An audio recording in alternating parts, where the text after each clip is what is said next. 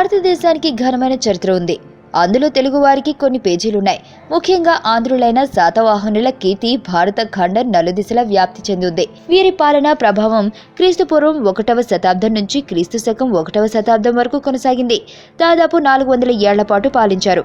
శాతవాహన రాజుల్లో ఆద్యుడు సిముఖుడు. ఈయన దక్షిణ భారతంలో విశాలమైన ప్రాంతాలని పాలించారు. ఉత్తర భారతదేశంలో కూడా అనేక ప్రాంతాలు గెలిచారు. సిముఖుడు తర్వాత శాతవాహన రాజ్యాన్ని కృష్ణ వంశం దాదాపు 18 సంవత్సరాలు పాలించింది. ఆ తర్వాత శ్రీ శాతకర్ణి సింహాసనాన్ని అధిష్ఠించారు. ఈయన శక్తివంతమైన రాజు. దక్కన్ సామ్రాజ్యాన్ని విస్తరించడంతో విజయుడయ్యాడు. మగధ రాజ్యంలోని కొన్ని ప్రాంతాలను తన రాజ్యంలో కలుపుకున్నారు. అంతేకాదు పశ్చిమ ప్రాంతంలోని అనేక ప్రాంతాలని తన ఆధీనంలోకి తెచ్చుకున్నారు.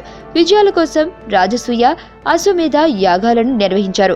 అయితే ఈయనకు ఎదురు దెబ్బ తగిలింది. కళింగ చక్రవర్తి మహామేఘవాహనుడు అయిన కరవేలుడు తన సైన్యంతో దక్షిణాదిపై దండెత్తి అనేక ప్రాంతాలను తన రాజ్యంలో కలుపుకున్నాడు.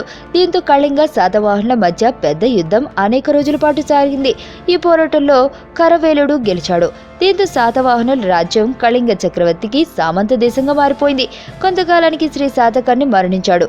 అప్పుడు అతని కుమారులు చిన్నపిల్లలు. దీంతో శాతకర్ణి భార్య నయనిక పాలన బాధ్యతలు చేపట్టింది. దేశాన్ని రక్షించుకోవడం ఆమెకు కష్టమైంది. సకులు అనే విదేశీయులు శాతవాహనుల రాజ్యంలోని కొంత భాగాన్ని ఆశ్రయించనున్నారు. ఆంధ్ర ప్రాంతాన్ని శాతవాహనులు వదులుకోలేదు. ఈ ప్రాంతంలో ఉంటూ చాలా కాలం కాపాడుకుంటూ వచ్చారు. వీరి వంశంలో పరాక్రమవంతుడు గౌతమిపుత్ర శాతకర్ణి. శాతవాహనులో 25వ చక్రవర్తి. శాతవాహనులు ప్రసిద్ధుడు. అతని తల్లిదండ్రులు గౌతమి బాలశ్రీ. శివస్వతి శాతకర్ణి గౌతమిపుత్ర శాతకర్ణి సామ్రాజ్యాన్ని 24 సంవత్సరాలు పాలించారు. క్రీస్తు శకం 2వ శతాబ్దం ప్రథమార్థంలో శాతవాహనులు మరోసారి దక్షిణాదిన ప్రభావాన్ని చాటుకున్నారు. గౌతమిపుత్ర శాతకర్ణి పేరుతో సామ్రాజ్యం విస్తరించింది. ప్రజలతో గొప్ప రాజుగా కీర్తి పొందారు. ఓవైపు సామ్రాజ్యాన్ని వివరిస్తూ ప్రజల బాగోగులు చూసుకునేవారు. శాతవాహనులు పేరుని నలుదిక్కుల వ్యాప్తి చెందించారు. తమ ప్రాంతాన్ని ఆక్రమించిన విదేశీయులను మహారాష్ట్ర ప్రాంతానికి తరిమికొట్టారు. పశ్చిమాన ఉన్న యవనులు పహలవ రాజ్యంపై దండ ఎత్తి వాటిని తన రాజ్యంలో కలుపుకున్నారు. ఇలా దాదాపు భారత ఖండాన్ని మొత్తాన్ని జయించారు.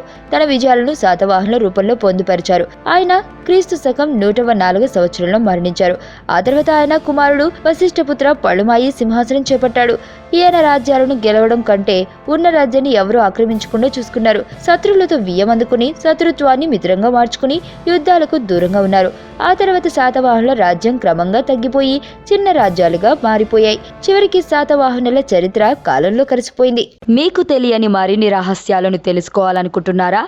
అయితే సబ్స్క్రైబ్ చేయండి రహస్యవాణి.